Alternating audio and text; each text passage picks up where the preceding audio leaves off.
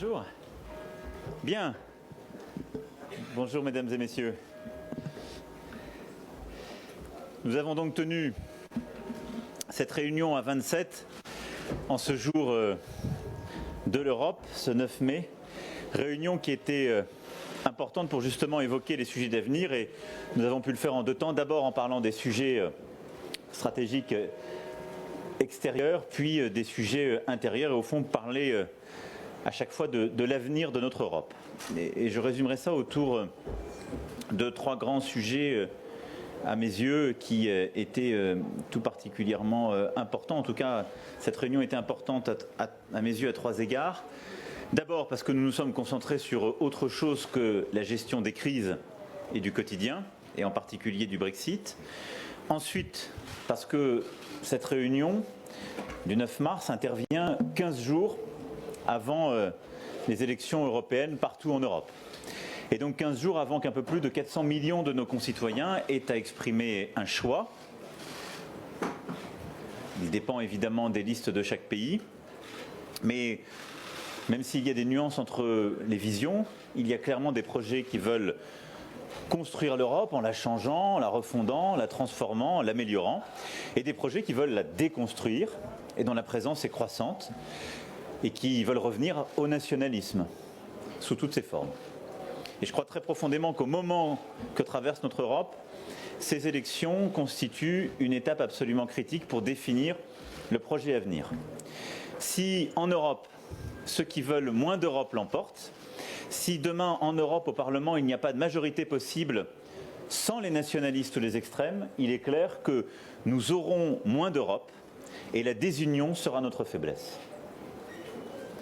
Or, nous avons pu le constater ces dernières années, nous avons besoin d'une Europe plus forte, plus souveraine, plus démocratique, plus efficace, mais face à l'unilatéralisme américain sur bien des sujets, face à la crise du multilatéralisme que nous vivons, face à la montée chinoise dans beaucoup de domaines, nous avons besoin d'une Europe qui protège, qui porte aussi notre avenir et qui est au bon niveau aussi une autre forme d'expression de notre souveraineté. C'est pourquoi je pense que ces élections sont extrêmement importantes.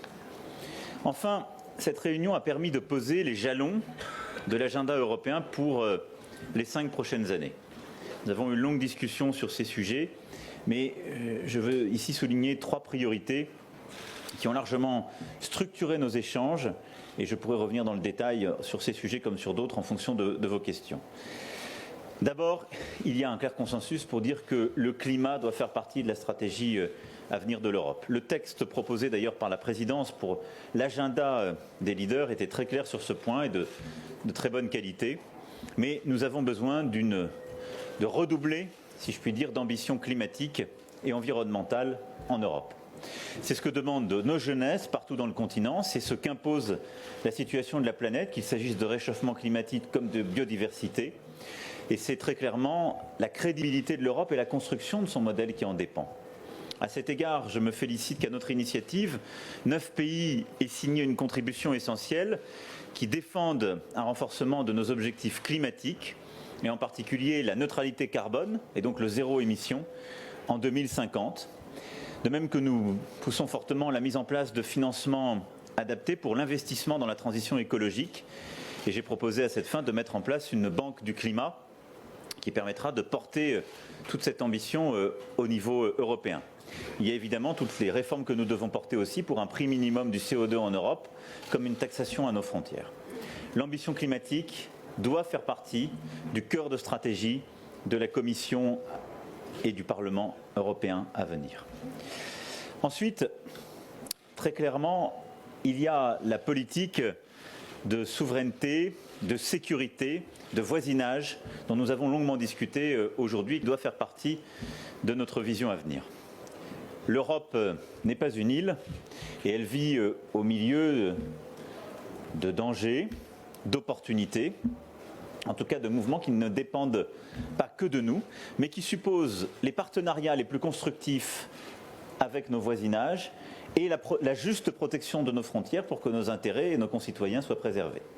Ce qui veut dire qu'à mes yeux, un deuxième axe extrêmement structurant de notre politique européenne, c'est cette bonne politique de développement, de sécurité et de protection de nos frontières, qui passe, à mes yeux, par un partenariat fort avec l'Afrique. Nous avons fait beaucoup ces dernières années, et je pense qu'on ne pourra pas régler les risques potentiels qu'il y a, comme les opportunités pour l'Europe qu'il peut y avoir, si nous ne sommes pas plus acteurs, plus partenaires, et dans un partenariat équilibré avec le continent africain.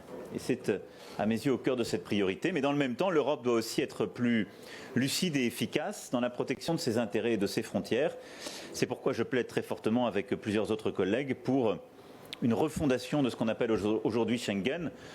On en voit les limites avec l'incapacité que nous avons depuis plusieurs mois à revenir sur les 7 directives en cours et réformer en profondeur nos procédures. Mais on a besoin de définir un espace commun, au sein de cet espace d'avoir une même politique d'asile pour éviter tous les déséquilibres, d'avoir une même politique efficace de nos frontières communes et d'avoir une vraie solidarité au sein de cet espace pour que ce ne soit pas simplement les pays d'accueil ou les pays les plus attractifs au sein de cet espace qui est l'essentiel de la charge. Aujourd'hui, tel qu'il a été pensé, l'espace Schengen ne fonctionne plus de manière satisfaisante. Il faut donc refonder, faire appliquer pleinement les règles et refonder de manière beaucoup plus exigeante, comme je l'ai déjà plusieurs fois proposé, la chose. Enfin, le troisième axe de nos prochaines années, à mes yeux, repose très profondément sur la redéfinition, le renforcement de ce que j'appellerais le modèle économique et social de croissance européen. Les 70 dernières années ont reposé sur une certaine vision du progrès qui était la nôtre, permettant d'apporter le progrès aux classes moyennes, de développer chacun. Et l'Union européenne a été créée sur justement cette capacité, par l'économie sociale de marché, d'assurer le progrès à chacun. Cette progrès est défaillante ces dernières années, parce que nous avons vécu des crises économiques et financières, parce qu'aussi notre propre modèle a un peu oublié cet objectif.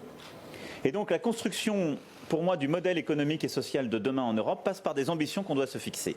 D'abord, que nous soyons leaders de l'innovation, de la création de valeur de demain. Ça veut dire une Europe qui investit massivement dans le numérique, l'intelligence artificielle, l'industrie environnementale. L'initiative que nous avons prise sur les batteries avec les Allemands en fait partie, mais nous devons avoir un vrai budget dédié de formation, de recherche et de politique industrielle et être au cœur de cette ambition qui sera la croissance de l'Europe de demain. Ensuite, ça veut dire une Europe qui a aussi une vraie politique sociale. On a eu une très longue discussion qui était passionnante.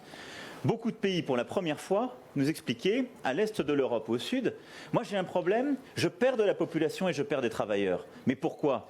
Parce que le modèle économique d'autres pays s'est construit sur cette manœuvre à bas coût qui, quittant ces pays, est allé vers d'autres. Et donc on voit bien que le modèle strict de compétitivité jouant sur le dumping social ne fonctionne plus en Europe. C'est pourquoi je crois très profondément que cette croissance européenne de demain, elle doit aussi reposer sur une nouvelle convergence sociale.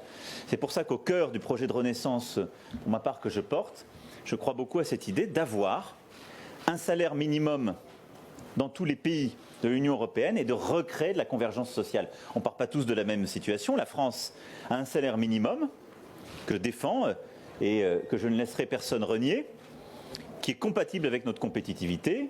On pourra revenir sur ce point parce que nous avons mis en place les dispositifs qui permettent de le faire. Mais beaucoup de pays encore au sein de l'Union n'ont pas de salaire minimum. Et donc il faut pouvoir en créer partout et pouvoir monter progressivement les standards pour qu'il y ait à nouveau cette vraie convergence.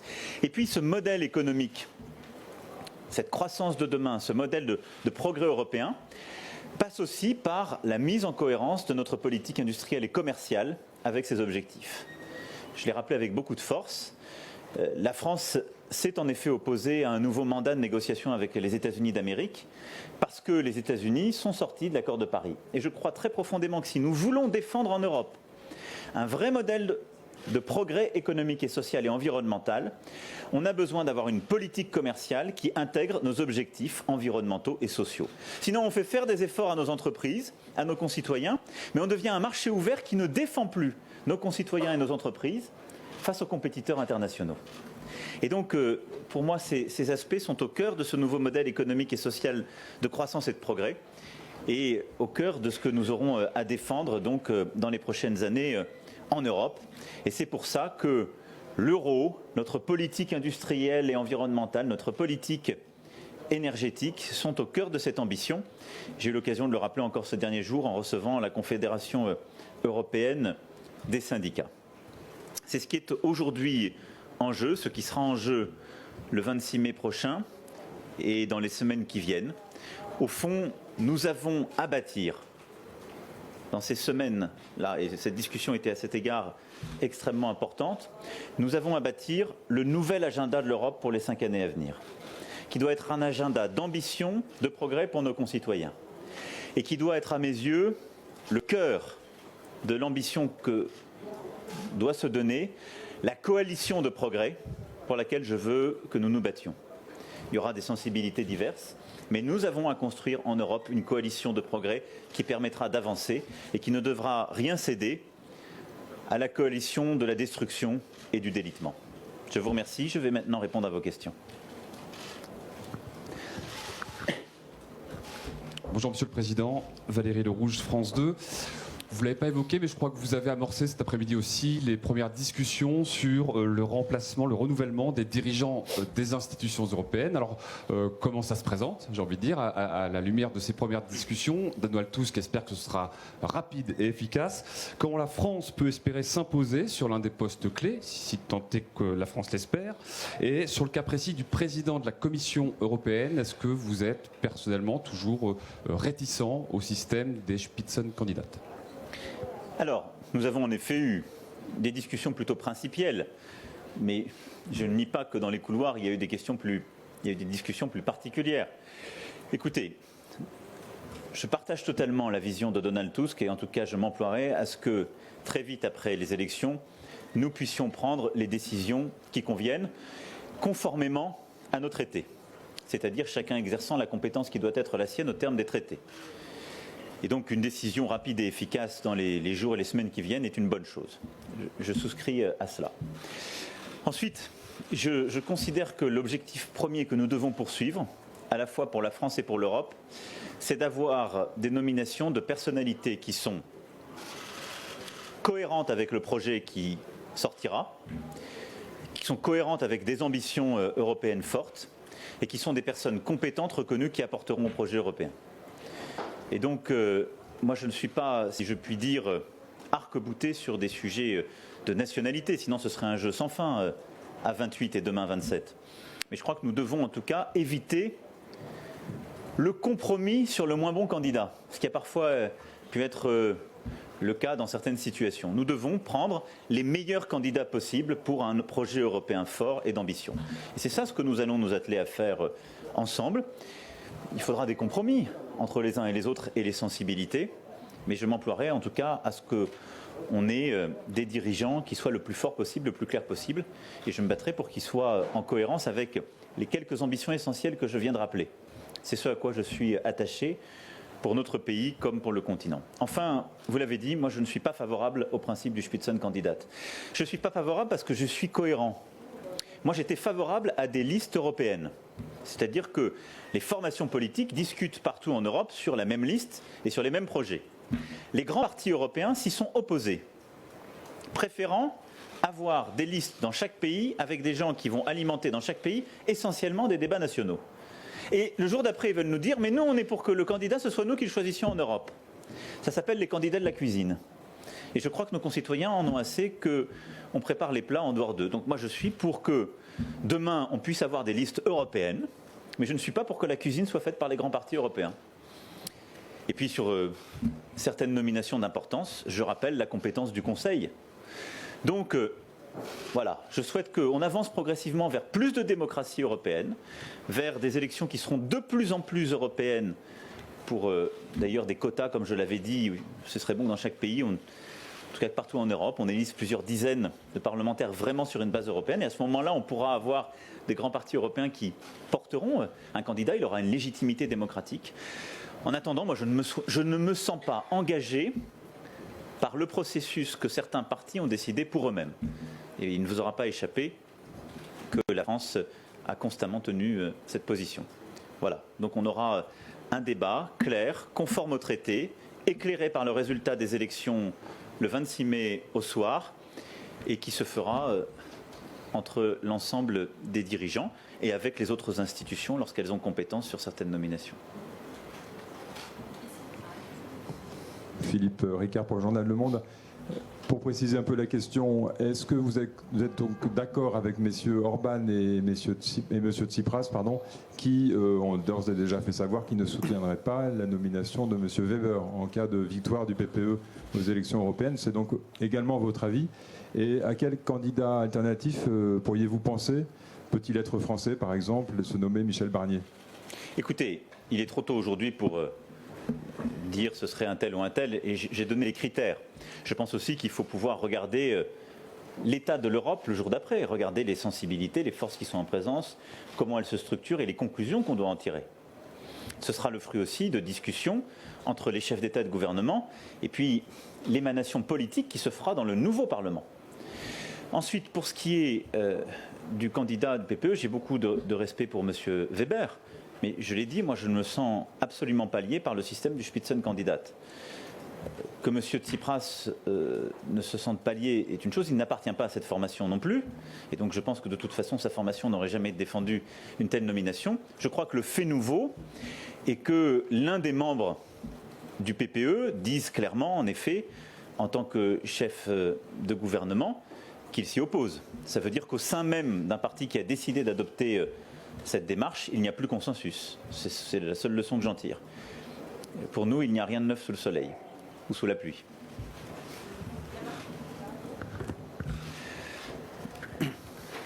Oui, bonjour Monsieur le Président, Pascal Verdeau, France 3. Pour revenir aux élections européennes, 77% des jeunes Français manifestent leur intention de s'abstenir lors des élections européennes. Ils considèrent peut-être que cette Europe est un peu désincarnée, ou pour faire le lien avec les questions précédentes, que finalement les nominations aussi aux postes importants se font plutôt dans les cuisines, portes et fenêtres fermées des chefs d'État. Cette fois, je voudrais savoir, en cette journée de l'Europe, comment est-ce que vous pourriez les remobiliser ou les mobiliser, et est-ce que vous auriez un récit européen aujourd'hui, dans le contexte actuel, qui leur parlerait? Alors, d'abord, vous avez raison de dire que l'Europe a besoin d'être plus démocratique, plus transparente, plus claire. Ça veut dire qu'il faut qu'on change nos règles. Moi, j'y suis favorable, je l'ai déjà dit. Ce qui n'a pas toujours été la position de la France. Je suis pour qu'on prenne de nouveaux traités et qu'on ait une nouvelle dynamique démocratique. C'est vrai, mais la seule façon de le faire, c'est pas que ce soit des partis européens qui n'ont pas de légitimité démocratique européenne qui le fassent, c'est que ce soit les citoyens par les élections. Donc pour revenir sur ce que vous disiez, aujourd'hui, il faut qu'on applique les traités tels qu'ils sont. Et en effet, pour ce qui est des responsabilités que vous évoquiez l'un et l'autre dans votre question, c'est la compétence du Conseil. Bon, simplement, je dis, elle devra regarder l'état des forces politiques en Europe et le Parlement. Je souhaite qu'on aille plus loin. Je n'ai pas été suivi jusqu'à présent sur cette voie par les formations politiques qui existaient. J'espère convaincre aussi mes partenaires qu'on puisse revoir les traités pour avoir une Europe plus démocratique. Donc je suis d'accord avec vous. En attendant, il faut qu'on prenne des décisions sur cette base. Et je préfère que ces décisions soient prises par des chefs d'État et de gouvernement qui ont une légitimité démocratique dans leur pays que par des chefs de parti qui n'ont pas la même légitimité démocratique. Parce que si je vous parle des chefs de parti des grandes formations politiques aujourd'hui, je serais parfois bien en peine de me les citer, et ils ont moins de légitimité que ceux qui sont autour de la table du Conseil. Donc là-dessus, je préfère ce point. Ensuite, deuxième sujet, les chiffres aujourd'hui qu'on voit d'abstention. Moi, ils m'inquiètent.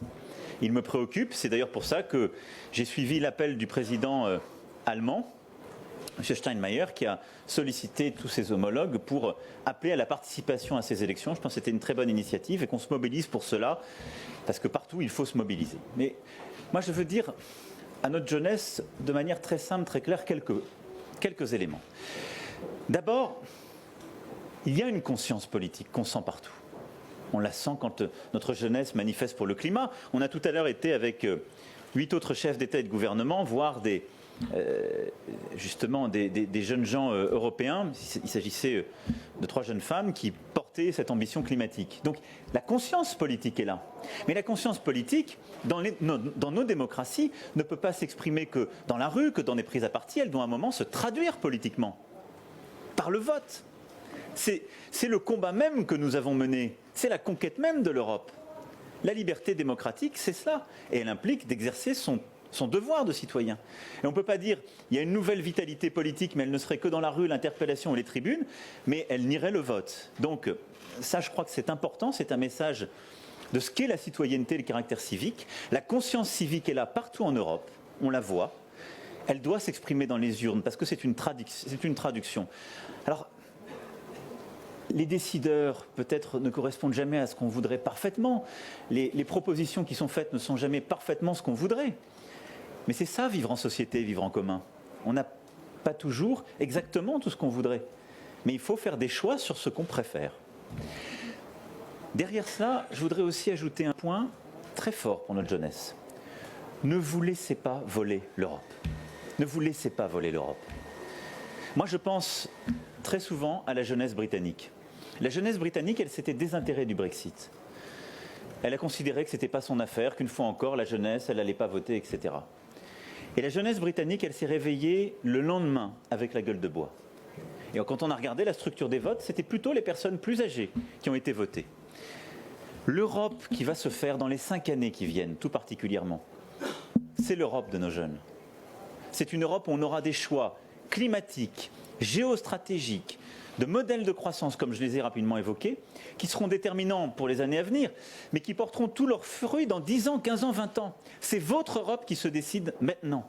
Et donc je pense que notre responsabilité à tous, décideurs politiques, mais aussi journalistes, parce qu'on participe tous de cette vie démocratique, c'est d'expliquer à nos jeunesses que c'est leur Europe qui se décide aujourd'hui par cette élection. Donc elle doit absolument prendre part à ce vote, pour choisir quelques projets que ce soit d'ailleurs, librement. Et puis, vous disiez quelle est la grande histoire européenne qu'on a racontée. Écoutez, moi je vais d'abord vous dire une chose très simple. On s'est tous collectivement un peu embourgeoisés parce qu'on s'est habitué. On pense que l'Europe dans laquelle on vit, parce qu'on dit elle va de sommet en sommet, elle est acquise pour toute éternité. Folie. Folie. Elle a 70 ans, cette Europe, pas plus. Elle vient briser des millénaires de guerres de division interne. Et regardez le monde tel qu'il va aujourd'hui. Tout ce qu'on pensait impossible est en train de se réaliser. Est-ce qu'on pensait qu'on aurait des États-Unis d'Amérique qui souhaitent plutôt le démantèlement de l'Europe que sa réussite, qui ne nous suivent pas sur le climat, qui ne suivent plus les règles du multilatéralisme? Est-ce qu'on pensait pouvoir voir à nos frontières une Russie qui revienne et qui déstabilise certains pays qui étaient en train de discuter de leur adhésion, comme l'Ukraine? Est-ce qu'on pensait qu'on pouvait avoir les Britanniques sortant? Est-ce qu'on pouvait penser d'un seul coup avoir un risque qui est aujourd'hui le nôtre, celui de l'effacement de l'Europe, celui d'une contestation même du modèle démocratique dans ses fondements et de sa réussite, et de voir émerger un modèle chinois, un modèle américain, qui peut signifier d'ailleurs que l'Europe deviendrait une terre où on se répartit les terres et les rôles? Non. Enfin, en tout cas, moi, je ne m'y résous pas. Et donc, nous sommes à un moment profondément décisif du continent. Celui qui consiste à savoir si on a la force d'âme, d'intelligence, de réinventer ce qu'on a fait au XVIIIe siècle en éclairant le monde.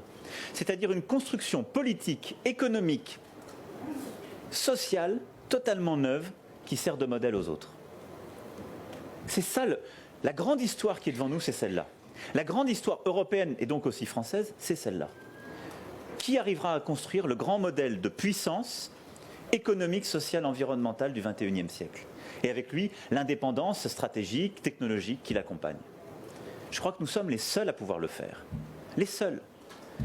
Et l'Europe, regardez la carte du monde.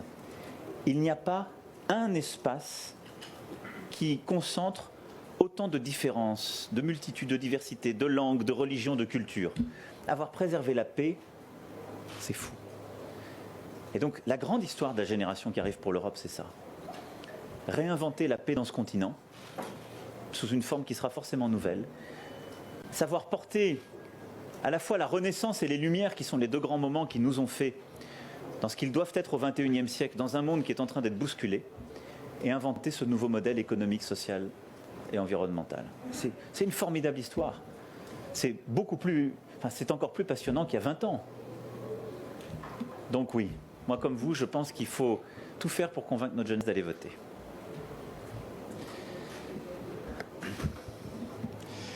Bonjour Monsieur le Président, Mathieu Coache, BFM TV. Vous avez parlé à 2 reprises aujourd'hui des projets qui veulent construire et de ceux qui veulent déconstruire l'Europe. Alors en France, est-ce que vous faites allusion au Rassemblement national par exemple? Et quelles seraient les conséquences selon vous si justement ce parti devançait la liste que vous soutenez lors du scrutin européen? Écoutez, je crois qu'il n'y a pas mystère pour dire que la liste du Rassemblement national, c'est une liste de déconstruction de l'Europe. Moi je suis patriote, français et européen. Eux, ils sont nationalistes. C'est différent. Et le nationalisme, comme le disait François Mitterrand dans l'un de ses derniers discours, le nationalisme, c'est la guerre. Il y a 2 ans, le Rassemblement national, alors Front National, nous disait « 80% de mon projet dépend de la sortie de l'euro ». N'ayant pas su expliquer comment on sortait de l'euro, il a finalement décidé qu'il pouvait y rester. Mais son projet n'a pas changé. C'est le même. Faut quand même... Moi, j'ai toujours pas compris. C'est un projet de fait, gravitairement, de sortie de l'euro, de destruction de nos acquis au sein de l'Union européenne comme de la zone euro. Donc c'est un projet de désunion. Eh bien, la désunion fait rarement la force. Et alors même qu'on voit une Chine de plus en plus forte, qu'on voit des États-Unis qui essaient d'imposer au reste du monde leur vue, et que nous nous battons pour avoir une France plus forte, qui se fasse entendre en Europe, et une Europe plus forte, je crois que nous avons besoin de tout, sauf d'avoir le Rassemblement national en tête. Et donc, je ne fais jamais, vous le savez, de pronostic sur le jour d'après, mais je mettrai toute mon énergie pour que le Rassemblement national ne soit pas en tête. Je suis là où je suis le président de tous les Français, mais je considère que dans le projet qui est celui que je porte pour notre pays, dans les choix que notre pays a fait dans l'Europe, il est très clair que l'adhésion à l'Europe, l'adhésion à l'euro, cette volonté d'être non seulement un membre fondateur, mais de porter cette ambition, ça n'est pas simplement un choix politique, c'est le choix de la nation française, plusieurs fois réaffirmé dans des référendums, plusieurs fois confirmé. Et donc je crois très profondément que ce choix de l'Europe, c'est aussi celui de la nation et c'est celui qui me revient de défendre. Donc non à la désunion.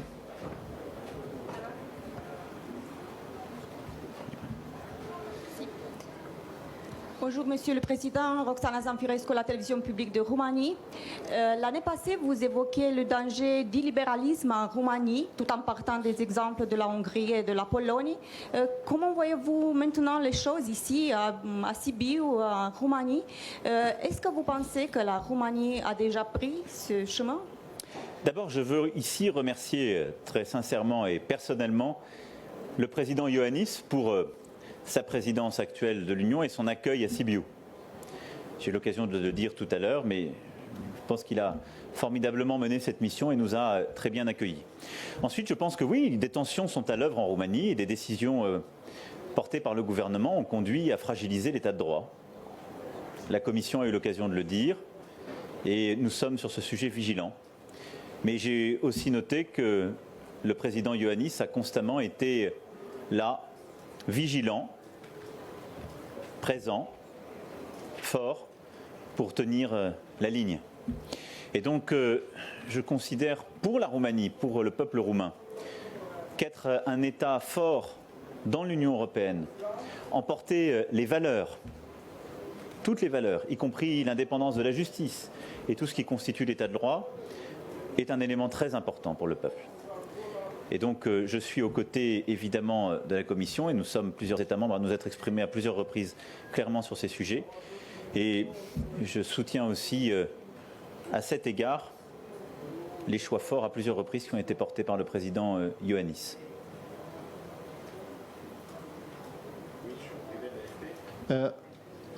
Avez-vous discuté du nucléaire iranien? Et dans ce cas, est-ce que vous ne ressentez pas, vous, globalement européen, un sentiment d'impuissance sur ce dossier face à la fois les États-Unis d'un côté et l'Iran de l'autre?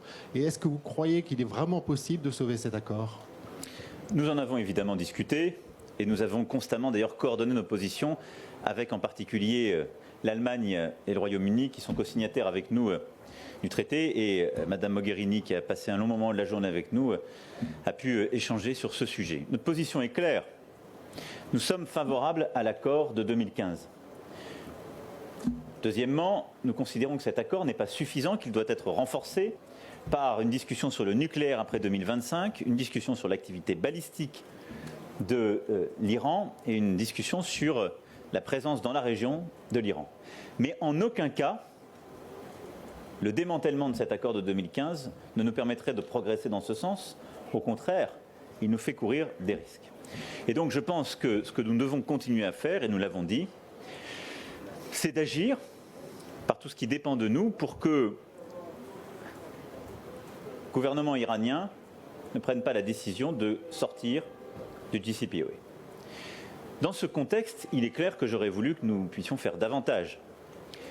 Vous aurez néanmoins noté que c'est parce que l'Europe a été là, et en particulier les 3 pays que j'évoquais, que d'ores et déjà, après la décision américaine, les Iraniens ne sont pas sortis. C'est parce que nous sommes là que les Iraniens, même s'ils ont accru les menaces suite au lever d'exemption, continuent à rester dans l'accord de 2015. C'est parce que nous avons nous-mêmes travaillé à des véhicules de financement d'investissement que nous avons pu crédibiliser cette position. Donc je pense qu'il serait erroné de dire que l'Europe est restée ou inerte ou impuissante dans ce contexte. Mon souhait, c'est que nous arrivions à ramener toutes les parties autour de la table et qu'on arrive à réenclencher une discussion qui ne soit pas pour reculer, mais plutôt pour avancer et gagner en ambition collective sur ce sujet. Maintenant, l'exemple des discussions sur l'Iran, pour moi, donne une illustration parfaite de ce que je disais tout à l'heure sur l'importance d'une plus grande intégration économique et sociale de l'Europe. Parce qu'à la fin, ça dit quoi? Pour partie, notre incapacité jusqu'alors à avoir fait de l'euro une vraie monnaie internationale de référence qui assure une pleine souveraineté monétaire à ces entreprises. Regardons les choses en face. Et donc tous ceux qui nous expliquent chaque jour, il faut que la France soit forte dans le concert des nations. Il faudrait que la France soit plus forte, s'exprime plus clairement. Typiquement sur l'Iran. La France a été forte, elle s'est exprimée. On a obtenu du résultat. La seule manière d'aller plus loin, c'est d'avoir une France qui peut tenir tête à l'extraterritorialité du dollar. Le seul moyen de le faire, c'est d'avoir un euro plus fort. Le seul moyen de le faire, c'est de suivre les propositions d'ailleurs que nous avons faites à plusieurs reprises, d'avoir un vrai budget de la zone euro, d'avoir une zone euro plus intégrée, qui puisse bâtir une vraie monnaie de réserve et de référence alternative au dollar. Le jour où vous avez réussi ça, il n'y aura plus une banque et une entreprise européenne qui vous dira « j'ai peur d'aller faire du commerce en Iran parce que je peux avoir les sanctions américaines et dans ces cas-là, même en Europe, je ne peux plus exercer mon travail ». Tout est lié. On a fait beaucoup, mais sur ce sujet, la condition pour aller plus loin, c'est convaincre les parties prenantes, c'est ce qu'on va faire sur le plan diplomatique, mais c'est aussi, à l'intérieur, bâtir notre propre force. C'est la politique que nous voulons conduire. 2 dernières questions.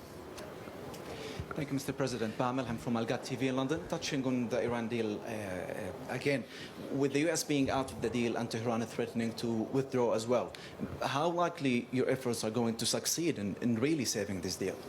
Écoutez, d'abord, l'Iran n'est pas sorti de ce deal. Premier point. Deuxième point, si l'Iran est sorti de ce deal, ce sera la responsabilité des États-Unis d'Amérique. On ne va pas inverser les rôles et dire que ce seraient les Européens. Donc il nous faut, dès le jour d'après, réenclencher des discussions avec toutes les parties prenantes pour avoir quelque chose de plus ambitieux.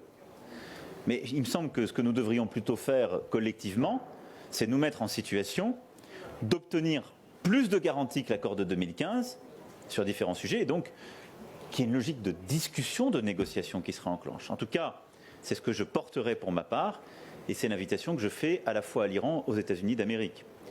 Il faut, sur ce dossier, à tout prix, éviter l'escalade.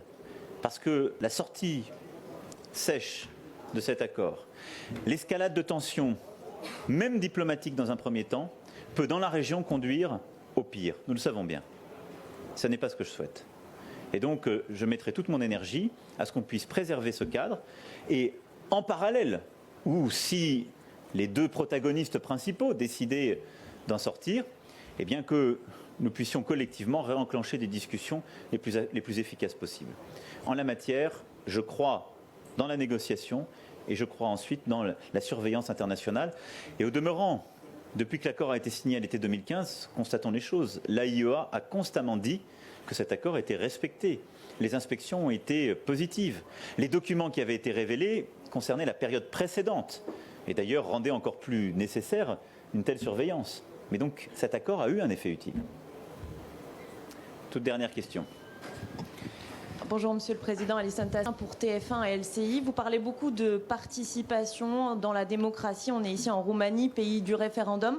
Aujourd'hui, le Conseil constitutionnel a rendu une décision qu'on peut qualifier d'historique en validant l'hypothèse d'un référendum d'initiative partagée sur la participation, sur la privatisation d'aéroports de Paris. Une décision contre laquelle votre gouvernement s'était indigné, cette initiative de référendum. Comment vous accueillez cette décision et est-ce que vous êtes prêt à prendre le risque d'aller jusqu'à ce référendum?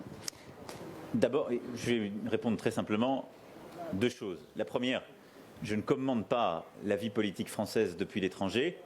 Et a fortiori, c'est la deuxième, je ne commande pas des décisions du Conseil constitutionnel compte tenu de la place qui est la mienne et du rôle qui est le mien. Mon rôle est d'être le garant de nos institutions, de leur bon fonctionnement et m'assurer justement que ce qui est écrit dans notre Constitution soit bien suivi. Le Conseil a été sollicité sur le plan juridique. Il s'est exprimé et les choses doivent ensuite suivre leur cours. Je n'ai absolument aucun commentaire à faire sur ce sujet par ailleurs.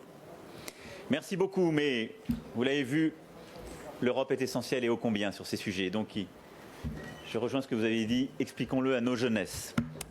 Merci à vous. Merci beaucoup.